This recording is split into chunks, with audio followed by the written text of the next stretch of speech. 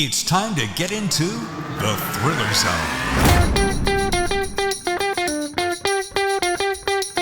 Hello and welcome to the Thriller Zone. I'm your host, David Temple, and today's show we have C. Matthew Smith with a book called 20 Mile. Matt and I have been crossing paths for quite some time, and I am very excited to say this debut author is going to be sharing his inside secrets and talking about life in the South. So why don't you and I get comfortable, kick back, and meet Matt Smith right here on the Thriller Zone. Monsieur Handsomeness. How are you? I'm so good. How about yourself? I'm great, man. Is this background okay? I think that's very in the holiday spirit. That's what I'm shooting for, you know. Got a little holiday flannel on. Got a little garland behind me. You know, the only thing missing, do I have, maybe I can do this in the post. I'll put a Christmas, a Santa hat on you like I did in some of my marketing. Let's just go with the pure sexiness that is you. Don't oversell it now. All right. Well, we have so much to do today. Hey, by the way, can I make this comment? You did not ask me for this. I'm probably going to be Mr. Rude Ass for saying this. Oh, not at all. Dude, you're so handsome. Oh, and then I look at this photograph on the website and I can never figure out. I'm like, what is he looking for? What is he searching for? Why? Yeah, the middle distance, man. That was taken in Rocky Mountain National Park. Yeah. And it really was sort of spur of the moment photograph that was taken. And the really low rent story is I had just gone under contract for that book, and the publisher said, "Hey, we need a headshot." And I was like, I'm on spring break with my kid. We're out in Colorado. I'm not going to be able to get a proper headshot. So we were out there, and my kid, he's a pretty good photographer with a phone. And so I was like, just take a few. And he took a few. And I was like, well, I sent that one to them. I said, will that do? And they were like, yeah, that's fine. So that's how that happened, is that it was that. I'm well aware I'm going to have to take some new photos coming up, but it's worked so far. Contemplative author. That's right. Searching for the muse. There was truth out there, and I was staring at it. Yeah. Oh, ladies and gentlemen, please welcome Matt Smith right here on the Thriller Zone. Hey, thank you so much, David, for having me. This is awesome.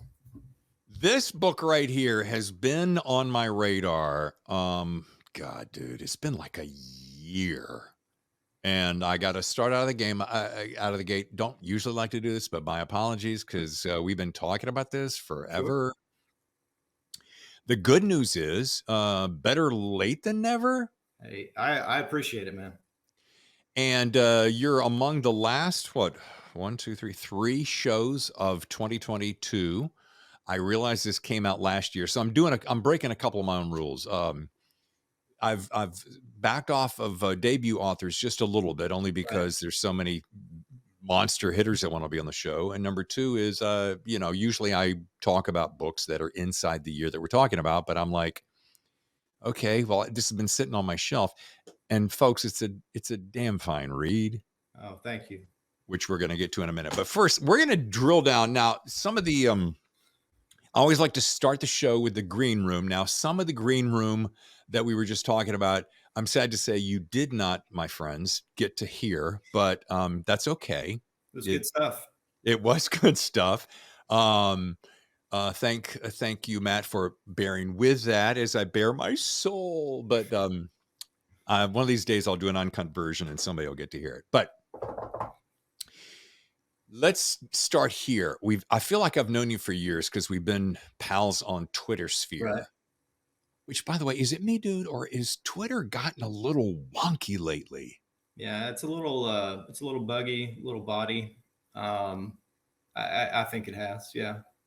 I have had more people fall off of following me, like a couple of the heavy hitters that were on the show earlier in the year. All of a sudden, they're nowhere to they're not following anymore. And I'm like, I want to send them emails like a broken lover.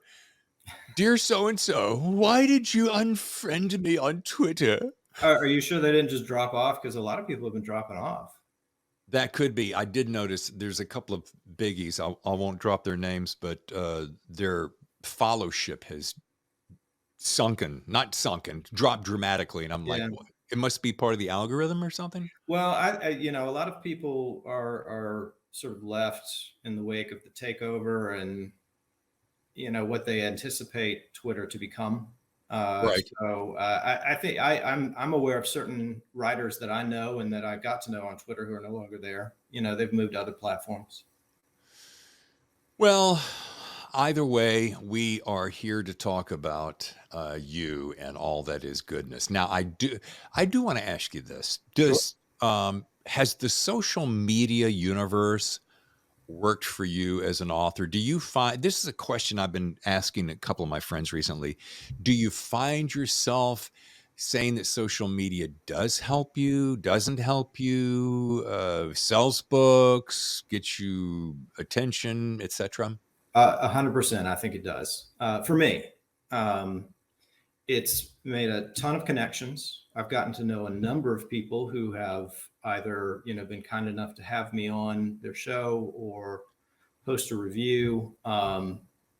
I've made a lot of connections with writers who, and one nice thing about writers is 99% of them boost each other's work. Yeah. Um, and so I think it's been tremendous. I would not have sold as many copies of 20 Miles as I have without social media. I would not have made the connections in the community I have, at least not as quickly without social media. Okay, that's fair enough. By the way, quick note: Did you notice the background of the screen around us? Does it feel a little familiar? It does. It does. I was wondering what was going on. Was it, yeah, so, Yeah. so that is that from the cover?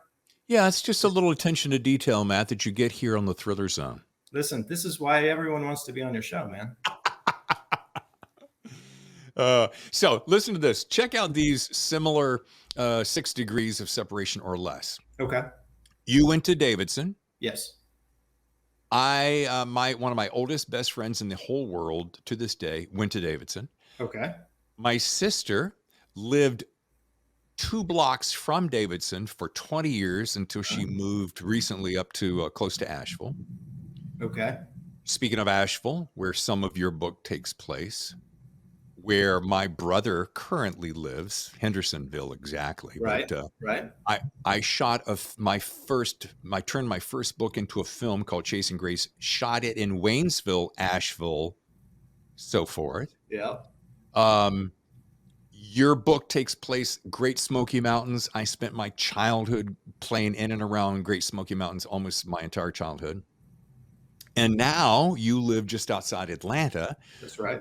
where I spent several years working on television and making movies. So I think this just means that we were meant to hook up for Yes. this interview here. Yeah, no, that's really cool. And spending time in Western Carolina as a kid must have been amazing. I didn't discover it until college because I'm a Central Floridian by birth, and when I got there, I was like, "Where has this been all my life? This is amazing." So growing up in it must have been crazy. It was beautiful. I grew up my younger years in Lynchburg, Virginia. Okay, And so Blue Ridge Mountains right there in my backyard, then moved to Carolina. So I was actually born in Winston-Salem, which is not terribly far from y'all. I know. And then Great Smoky Mountains. Dad's a preacher. I'm a PK. So he spent summers at a little place called Lake Junaluska. I don't know that I've ever been to Lake Junaluska, but I'm familiar with the signs. You pass by the signs like this is where you would get off to go there. I've Yeah. not been there, I don't think. Not to make it about me, it's all about you, but it is Oh, very as I was sitting here studying this, I'm like, "Babe," talking to my wife, Tammy, "Tammy, look at all the similarities and familiarities." It was just really darn cool. that is cool. And then if you ever wanna see the actual Lake Junaluska, you can see it in my movie, Chasing Grace. Trying to do a little plug here. Okay. It's free. All right, but n here's what I wanna do. Yeah, I feel Yeah, like we're distant brothers of twin mothers or however that the saying goes. I like it. This book, 20 Mile, it was like revisiting my childhood. When you start describing areas inside the Great Smoky Mountains and all that area, I go, wow, he really captured the feeling. You could almost smell the woods and hear the creek babbling. And so I had a really fun time reading it. So I got two things for you. Sure. Number one, damn fine writing. Oh my God, Thank just you. classic. I want to pull up, a big fancy name and drop it that would impress everybody, but I can't think of one right now. But it is almost literary fiction because of its expertise of the craftsmanship of your storytelling. Well, thank you. Thank you. I'm going to stop with the accolades and get you to talk about it. But here's number two. Where in the wide world of Southern craftsmanship is your next book, and why has it taken so long for it to get here? Well, so the next one is it's done. The manuscript is done. It is set really in and around Atlanta. Okay. So it's an urban setting this time. As for when, I don't know. I hope to be on submission with it the first part of next year. And I think that's on track to happen. But, everything in publishing is slow. So It'll be a it while, could be a while. Okay. unfortunately. All right. So for those who have not read 20 Mile yet, I keep holding it up like I can't put a graphic up on the screen, which I'll do later, but tell us about this story so that we can get a good idea what it's about. So 20 Mile is, it revolves around a suspicious death inside Great Smoky Mountains National Park. A wildlife biologist is found dead behind a small ranger station on the southwest corner of the park. Outwardly looks a bit like a suicide, but because it involves park personnel and it's kind of sensitive, the park reaches out to what is known as the Investigative Services Branch. Now, a lot of people don't know this. I didn't know this until I started researching this novel. The National Park Service has its own mini FBI, if you will, called the Investigative Services Branch. It's about 36 special agents, and they investigate the most serious crimes committed within the National Park Service. And so Chula Walker, who is our protagonist, she's a special agent with the National Park Service, and she is called in to look at what looks to be a suicide of a park employee. But she's not convinced, and she starts digging. And eventually, her investigation is going to take her much deeper into the park than she expected to go. And it's going to bring her face to face with some men that essentially are out there to reclaim what one of them, sort of their leader, Harlan Miles, believes is a lost family homestead. And so the novel sort of has two different narrative threads that weave together. There's Harlan leading his two sons and an adult friend out into the park, deep into the park, to try to reclaim this homestead, sort of without anybody noticing.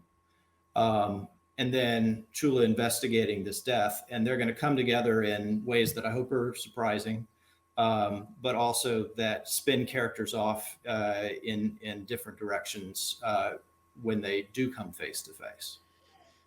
Two things. I wish what I should have done earlier. I do this thing called If This Scene Could Talk, right?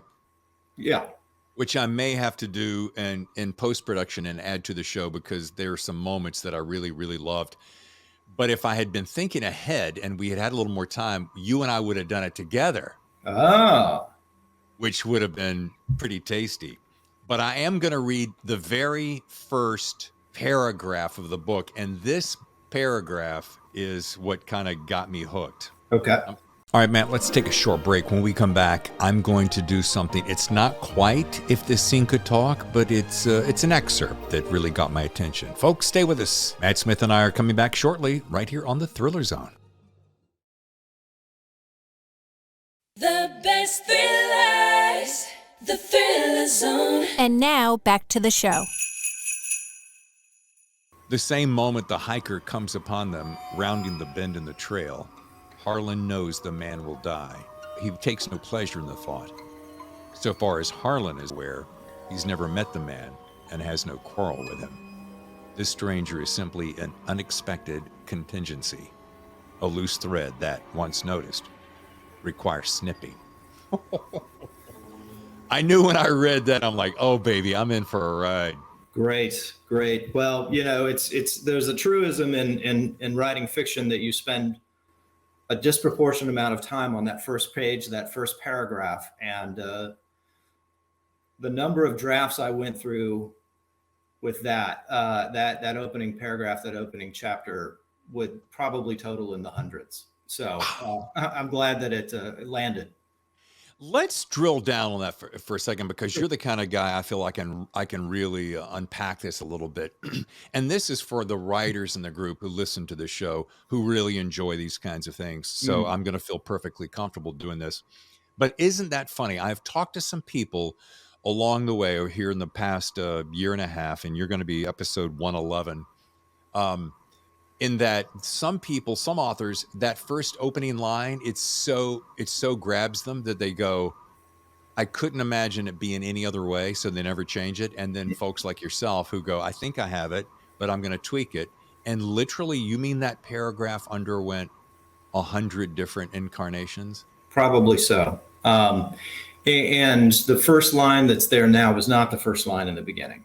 Oh, Much of that paragraph, much of that first chapter, I sort of reworked the structure of. But yeah, I mean, you want very badly, you have certain goals with that first line. You want very badly to grab attention. You want very badly to set tone. And so, you go at it and you go at it until finally you're like, all right, that's probably the one. Um, I can't confirm 100. What I will tell you is I write on Google Docs, and so I'm constantly revising, tweaking words and all that. If you went back through the history of that particular paragraph and chapter, though, I think you would see constant tweaking. and so forgive my ignorance on Google Docs. Is that like a lot of different programs that will save a version so that if you get into the next version, you go, no, I really like the one three back. You can just go back to it. Yeah, there are tools on there that will help you find your old versions of it. All right, I love that. I rarely look back, because when I do change it, I'm like, all right, there's a reason for it. But you can definitely do that. Interesting note too. This clocks in at 320 pages and a couple of drips, and to me, it's about the perfect length of a book. I have read, I read Philip Fracasse's "A Child Among Alone with Strangers," Right. which is about 600, and you have to really set aside the time to dive into that. But my question to you is, do you find that there's a natural ebb and flow, natural ending spot around that 310, 320, 350? I think that's probably true. Word count wise, I think the novel ended up about 76, 77,000 words. And so I think, the manuscript I have now is probably about 10,000 words more than that. But that's, on page, what is that? That's another 40 pages, maybe. Yeah. I think that there is a sweet spot between 275 and 375, where most novels probably should end. And going over that, you can, but you probably have to have a reason for doing it. That's sort of my thought. And that partly comes from me as a reader. I don't have that much time to read. Right. And so I like to have, I like to get through a novel, and at some point, it may take me a month to read one, if it's 500 pages. And so, I think naturally I gravitate toward 275 to 375, somewhere in there. Yeah. And speaking from experience, if I'm reading 1 to 2 books a week, I have to really, I have to go, okay, if I pull down a 600 and a 350, I've got my work cut out for me. Right. And So, Mike, you've just set me up for a perfect question. Do you feel that, and I feel like almost like an old man saying this, but do you feel like in the advent of shortening attention spans Mm. and more requirement for our attention that people are gravitating toward perhaps shorter stories? I think that that's probably true. But you still see novels coming out that are doing well at 600 pages. I think what it does mean though is you're writing. We talked about that first page, that first paragraph. Yeah. That's for most people. That's all important because of that short attention span, right? I mean, you got to grab them in the beginning. Yeah.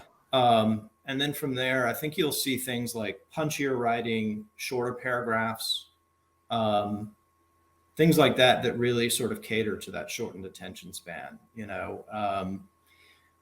And probably shorter novels are part of that. If that were completely true, I think we would see a resurgence of novellas as a form, and publishers would be more willing to put them out. And I don't know a lot of publishers that are putting them out regularly, other than Shotgun Honey and a few others. But I think there's something to it. I think it certainly changes how we write, and how we approach our relationship with the reader. And speaking of Shotgun Honey, you have written for Shotgun Honey, correct? Yeah, I will occasionally do like an article on Shotgun Honey's website. I did one, in fact, on outdoor thrillers that I considered, important to me as I was writing 20 Mile. And so Ron Earl at Shotgun Honey was very kind to let me, put that up there. And I will, because of my relationship with some of the writers, I will also do reviews occasionally of their works. It's a good press, man. They do good work. Yeah. And you're with, do I pronounce this correctly? Lata? It's Lata. Lata? Latah Books was the publisher for this first one. Okay. Let's take one step backward because, and a lot of times I would do this at the beginning, but I really kind of want to get inside your head. And are you still a practicing attorney? I am. Okay. I am. So having now met a couple of different, David Ellis, Wanda Morris, Mhm. both attorneys, very prominent, very busy. So when I speak to them, I think about John Grisham and so forth, but I think that workload that you have on a daily basis has to be kind of on the crazy side. It's pretty busy. Yeah. It's hard to find the time. And that's part of the reason. That's part of the reason it's might be 4 or 5 years between books for me, because I set a goal for when I can write is at night and on weekends. And I'm married. I've got a 16-year-old son who's in high school. I have other things that I want to attend to, and I can only neglect them so much. So I set a goal of 250 words to 300 words a day to write on average. Some days it's more, some days I don't get to write at all. But that's about all I can manage really on a day-to-day basis because of work and everything else. And here's my curiosity question, just because I'm a writer myself. Do you find yourself, is it early in the morning when the world is still quiet, or do you squeeze it in at the end when everyone else has gone to bed? No, I am not a morning person, man. I try, but I'm just not. And so I will write, mostly it's at night before I go to bed. Yeah. And on the weekends, I'll get up in the morning and I'll do it until, noon or 1 p.m. or something like that. And then I have the rest of the day with family. Yeah. I'm one of those guys, and I think it's from doing morning radio shows my whole career, but my brain at about 4:15, I start waking up, and by 5 o'clock, I'm ready to just smack it, Listen, I'm envious. I see people when they post 5 a.m. Writers Club. I did, 500 words. I did 1,000 words today. I'm like, they would be the worst words in the world if I were writing them at 5 a.m. Yeah, I don't know what that is. It's just chemical. It's just the way your brain works. And some people just manage it, and that's great. yeah, I wish I could. yeah. Your magic is your magic. You Yeah. probably, and we're gonna get to. I'm gonna squeeze in a little rapid fire questions here on you in just a second. But a lot of people find their inspiration, that motivation, in the strangest places, and a lot of times it's in, you get a little time off, and you get a little extra quiet in the woods, or maybe it's a noisy city, and it just kind of feeds the machine, right? Right. Right. You got to figure out what works for you. Um, for me, it's complete quiet. I'm just one of those. I can't do it with music. I can't do it with anything else going on around me. And I've just learned that. I've tried everything. This is what works. You winnow it down to what works for you. Yeah. What was your favorite part of writing 20 Mile? Favorite part. Like, what do you walk away saying to yourself? I'm buying yourself some time, by the way. Right. What Right. do you walk away going, man, what I learned about Smoky Mountains, what I Yeah. learned about myself, what I Yeah. learned about police procedurals, what I learned about psychology, or just the pure joy of writing? Yeah. So a lot of the research was pretty fun. I got to I chose the setting that I chose because I was familiar with Great Smoky Mountains National Park in Western Carolina. I've spent a lot of time there since I went to college in North Carolina at 18, and it's an area I love. So getting to go back and do some of the research was a lot of fun. Getting to know uh, leadership of the investigative services branch was pretty cool. I had what they call the special agent in charge, who's sort of number two in the ISB, was very generous with his time with me, letting me pick his brain and sort of learning what this little known agency does.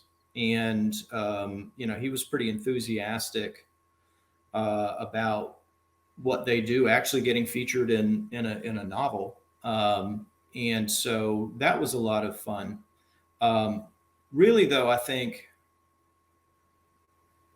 when the book was acquired and we did developmental editing for the book, that was that was a challenge because you've been writing this thing for 3-4 years, and then they're like, "This is great. Now let's change some stuff." Yeah. And that's a hard thing to wrap one's brain around. But I will tell you that some of the sections that came out of that are some of the work that I'm the most proud of in the novel. And so, what I really enjoy is watching the damn thing come together in Yeah. a way that by the end you're like, oh, I'm actually pretty proud of this. Yeah. Yeah. Well, you should be. Well, thank you. I do have a burning question that Mhm. has been going through my mind since I've been sitting here. I see a reflection in the glass behind you, and I can't decide if that's some very fancy Hollywood lighting that you've got going on, or you're actually in a church somewhere and that's a Uh, stained glass, or what is it? So, are you on a laptop or on a desktop? I'm on a laptop. You could spin it and show Oh me yeah, what that. yeah. Yeah. Let me see if I can make that happen. So it looks like the light of God right there, but what it is that's an old stained glass window in our house. I'm in the dining room right now. Okay. We live in a small town south of Atlanta called Noonan, Georgia. Yeah. It was actually sort of known as a hospital city during the Civil War, and so there's a lot of old housing stock in the city. It was sort of spared the worst of the Civil War, and a lot of housing grew up after that too. Our house was built in 1894, and that's just a stained glass window from the house that I That's did cool. not know when I set up here was going to be sort of in the reflection, but there it is.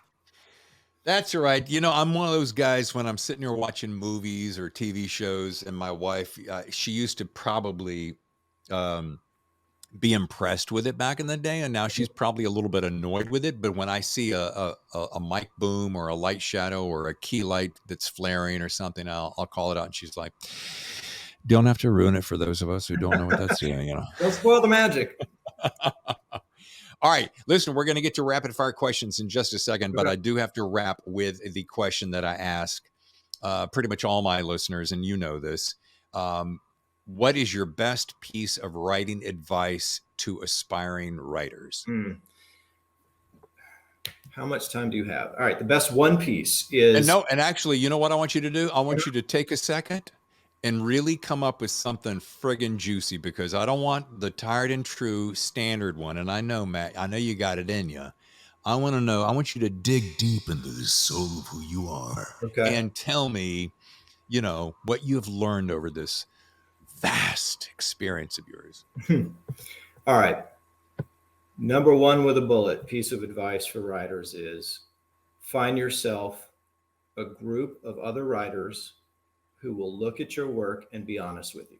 I am very, very lucky that through the Atlanta Writers Club, I have a critique group of there are four of us, and they went through every single section of 20 Mile, and they were brutally honest with me.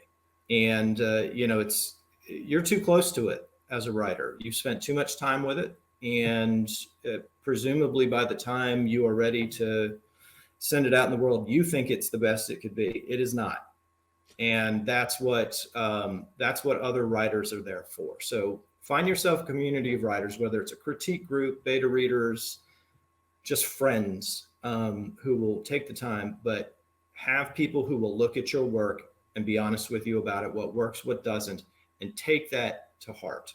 Okay. Excellent. Superb. Nicely done. All right. You know what this means. Yep. Rapid fire.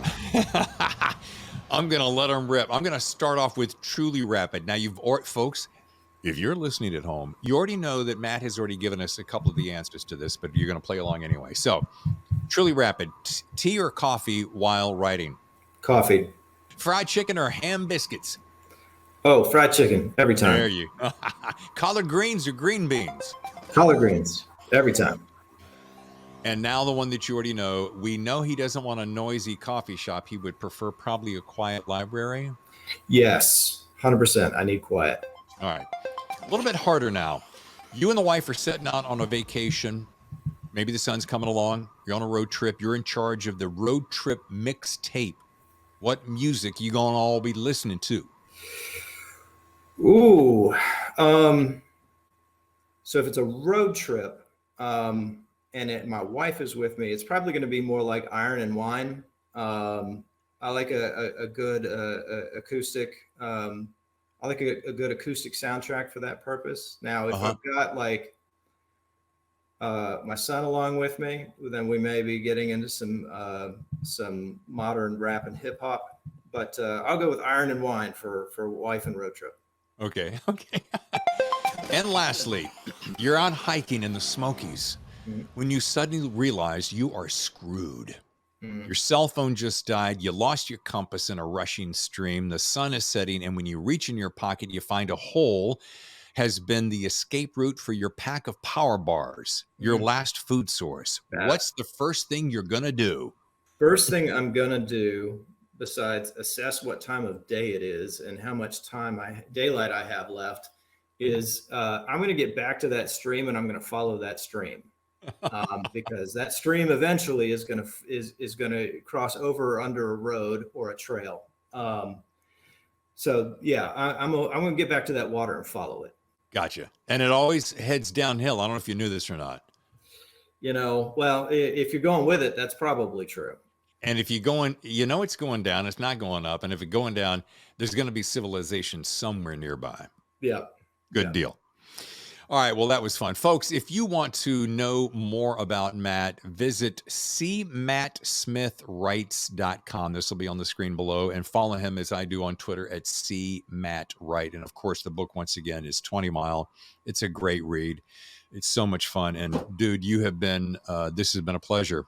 Hey, listen, I've had so much fun. Thanks for having me on, David. Well, I hope this tiny little podcast here in San Diego, California, does something for you. Oh, I'm sure it will, man. Listen, everybody wants to be on this thing. And I appreciate you for, mixing in the new guys in the smaller presses with, because I know you got your pick, so I really appreciate the fact that you still have me and Mark Westmoreland and, these guys on. That's big for us.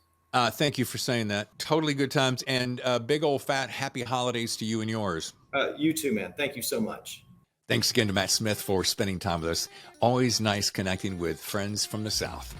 All right, coming up on next week's show, Bradley Summer has a book called Extinction, and this thing is getting rave reviews. I'm so excited about having Bradley on the show. So I want you to please make plans to attend next week as we begin to wrap up 2022. Hard to believe already.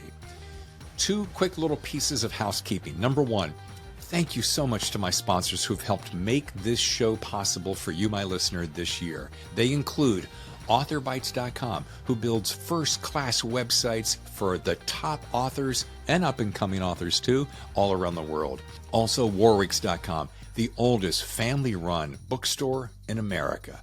Check them out in La Jolla, California, just down the road, or on Warwicks.com. Lastly, thank you so much for all the nice, kind comments you have brought our way over the past year. You've left us great reviews on Apple Podcasts, mostly 5-star reviews, so thank you, thank you. If you'd like to leave one, we always love hearing from you. You can also just drop us an email at thethrillerzone@gmail.com. Always love to connect with our listeners. And a couple of quick things. Before you know it, 2023 is going to be here, right? We have some of the biggest authors in the world coming in 2023.